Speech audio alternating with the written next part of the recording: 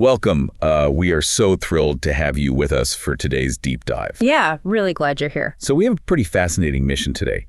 We're unpacking a comprehensive historical account of Qin Shi Huang.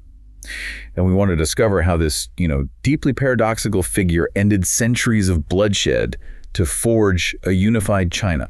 Right, and his dynasty survived for just 15 years. 15 years, yeah. But he left a legacy that shaped the next 2,000. I mean, it's wild. Okay, so let's unpack this.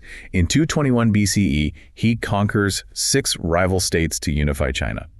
But conquering is one thing, ruling is, well, it's another entirely. Exactly. To really grasp the magnitude of what he did, you have to look past the military stuff. Because he didn't just unite the land, he forced a cultural unification, fundamentally rewiring how millions of people interacted. Yeah, the sources spent a lot of time on that rewiring.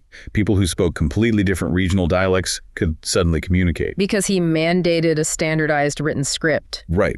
And unify the currency, too, introducing that iconic round bronze coin with the square hole. Which is a brilliant logistical change. It basically created an early blueprint for globalization, controlling the physical space. Oh, and imagine trying to take a road trip today if every state had different road widths. The emperor literally standardized cart axle widths. That is the ultimate ancient life hack. Right, making sure vehicles fit the exact breadths of his new imperial highways. It was a military necessity, allowing rapid troop deployments across the empire. Absolute control over movement and commerce. But here's where it gets really interesting. Because with absolute power comes intense paranoia. Absolutely. I was struck in the sources by the story of Jing Ke. He was this assassin who nearly killed the emperor right in the throne room. With a poisoned dagger hidden inside a map. Yes. So how did constantly dodging threats like that shape his psychology? Well, it fueled his whole governing philosophy. Legalism. Right. See, unlike other philosophies that relied on morals, legalism assumes human nature is just inherently selfish. It demands strict laws, incredibly harsh punishments, and mutual surveillance. Which comes with a brutal cost. The sources mention the infamous burning of privately owned books and burying 460 scholars and alchemists alive. Was that pure cruelty or a calculated tool? Very calculated. It was to wipe out intellectual dissent. You just can't maintain the rigid structure of legalism if scholars are constantly debating the morality of your laws. So you just get rid of them. Right. The source notes later historians might have exaggerated the exact numbers to paint him as anti-intellectual, but the systematic destruction of opposing texts was real and ruthless. So what does this mean for his physical legacy? We know the massive scale of the First Great Wall. And everyone recognizes the terracotta army. Thousands of them. Yeah, an 8,000-strong army.